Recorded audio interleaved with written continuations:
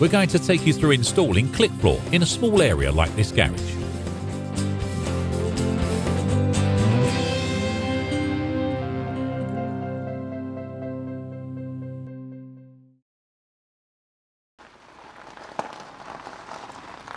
Small stones picked up in the tread of tyres can initially make a small indentation in the tile. However, after the tyre and the stone are gone, the flexible plastic tile returns to its original shape. Whether you're manoeuvring your wheels in a stationary position or making tight turns, the unique design of Klik Flor ensures that the tiles are held in place tightly on all four sides. Before ordering, measure the area and work out how many tiles you need. All our tiles measure 500mm by 500mm.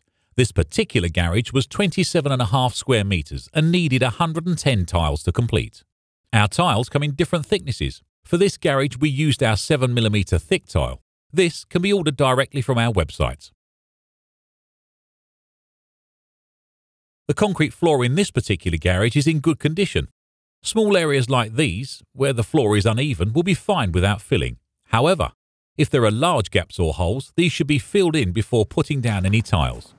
Finally, make sure you sweep the floor thoroughly to remove any loose debris.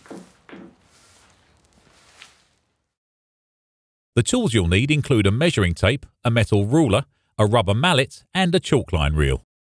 For cutting the tiles, there are several options. We suggest using a Stanley knife or a guillotine.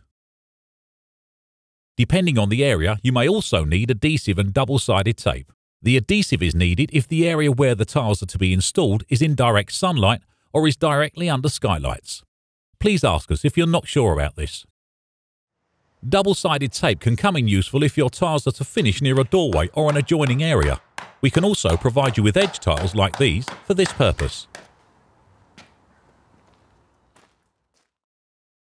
Use your measuring tape to work out the best layout for your tiles. You want to avoid leaving yourself with small fiddly cuts around walls and posts. Having worked this out, make a mark near the middle of the floor where the edge of one of your tiles will be. Now, measure from this mark to one of the walls. Make a couple of further marks using this same measurement.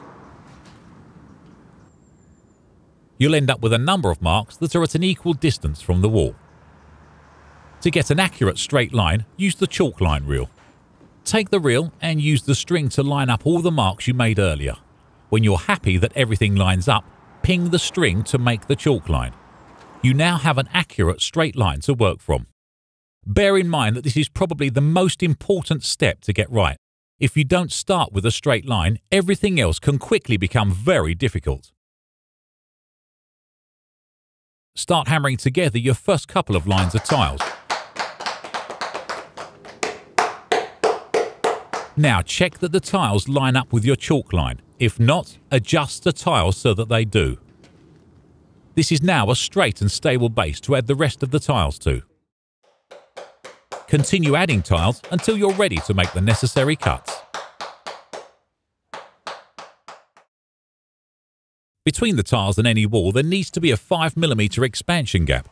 To help you accurately measure this, the corner of every tile has a marker set back 5mm from the main lug of the tile. Firstly, measure and mark up the tile that has to be cut. To cut with a knife, use the metal ruler to line up the marks you've made on the tile and make the cut. You may need to go over the cut a few times. The tile now fits, leaving the 5mm expansion gap. To speed up the process of cutting the tiles, you can hire out a guillotine. The marks on the tile are lined up as before and the cut is made. If you're attempting to cover a large area with tiles, using the guillotine is certainly worth considering. Now continue making cuts and work your way around the wall.